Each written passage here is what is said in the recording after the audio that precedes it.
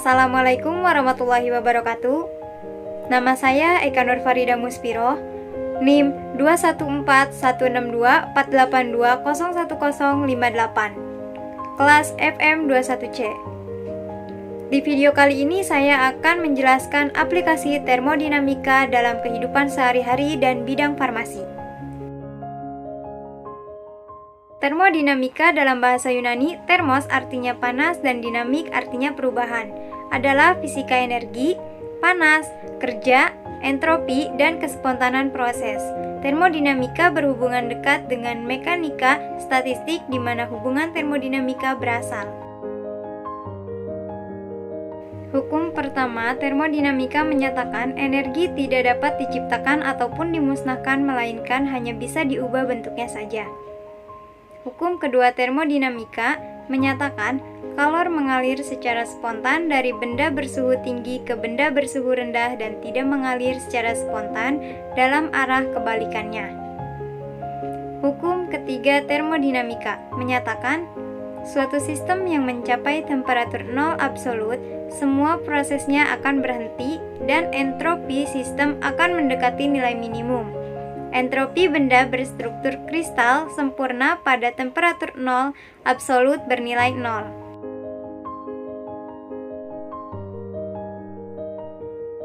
Pada alat rumah tangga tersebut terdapat aplikasi hukum pertama termodinamika dengan sistem terisolasi, di mana tabung bagian dalam termos yang digunakan sebagai wadah air terisolasi dari lingkungan luar. Karena adanya ruang hampa udara di antara tabung bagian dalam dan luar.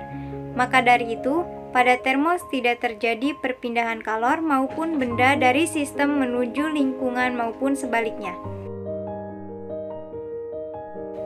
Hukum termodinamika yang diterapkan pada AC adalah hukum termodinamika pertama dan kedua, di mana AC mengubah energi listrik menjadi energi kinetik pada kondensor, berfungsi untuk membuang panas refrigeran ke lingkungan. Kemudian, mengubahnya menjadi energi kinetik pada evaporator, berfungsi memberikan udara dingin pada ruangan dengan cara perpindahan panas ke ruangan.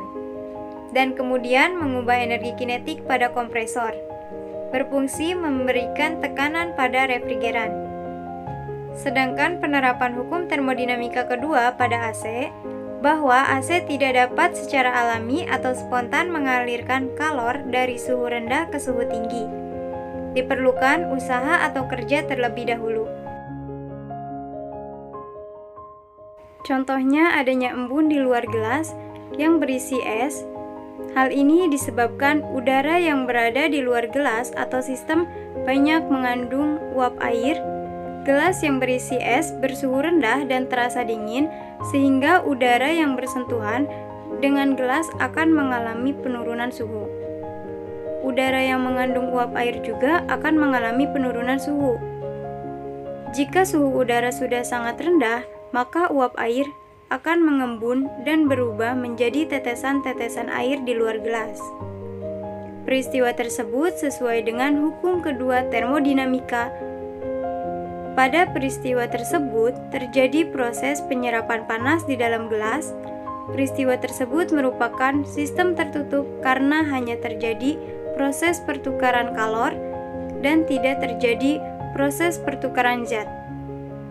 Peristiwa tersebut menggunakan media sebagai pembatas rigid, yaitu mempertukarkan kalor menggunakan gelas sebagai media.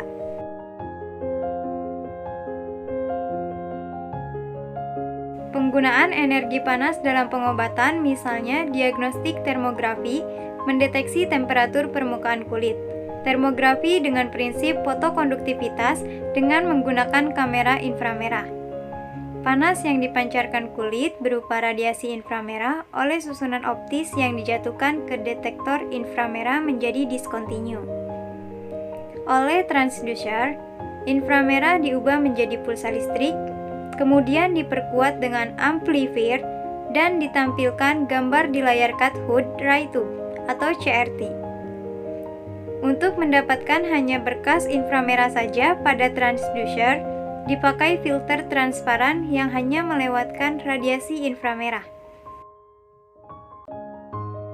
Termometer air raksa ini memiliki pipa kapiler kecil atau pembuluh di dekat tempat atau tabung air raksanya, sehingga air raksa hanya bisa naik bila suhu udara meningkat, tapi tidak dapat turun kembali pada saat suhu udara mendingin. Untuk mengembalikan air raksa ke tempat semula, termometer ini harus dihentakkan berkali-kali atau diarahkan dengan menggunakan magnet. Apabila temperatur naik dan kolom air raksa tidak terputus, maka air raksa terdesak melalui bagian yang sempit. Ujung kolom menunjukkan temperatur udara. Apabila suhu turun, kolom air raksa terputus pada bagian yang sempit setelah air raksa dalam bola temperatur menyusut. Ujung lain dari kolom air raksa tetap pada tempatnya. Untuk pengamatan suhu udara, ujung kolom ini menunjukkan suhu udara karena penyusutan air raksa kecil sekali dan dapat diabaikan. Termometer maksimum menunjukkan suhu udara tertinggi setelah terakhir dikembalikan. Pembuatan emulsi dengan bantuan emulgator. Prinsipnya dengan bantuan emulgator untuk mencampurkan zat-zat yang tidak saling campur. Contohnya, pada pembuatan emulsi dari campuran balsam peru dengan oleum sesame. Kedua senyawa itu tidak saling campur. Dengan adanya emulgator, yaitu gom Arab, maka kedua senyawa tersebut tercampur dan setelah tercampur, sulit untuk dipisahkan lagi karena terjadi gerakan-gerakan yang bebas dalam sistem. Cukup sekian penjelasan dari saya. Semoga bermanfaat. Wassalamualaikum warahmatullahi wabarakatuh.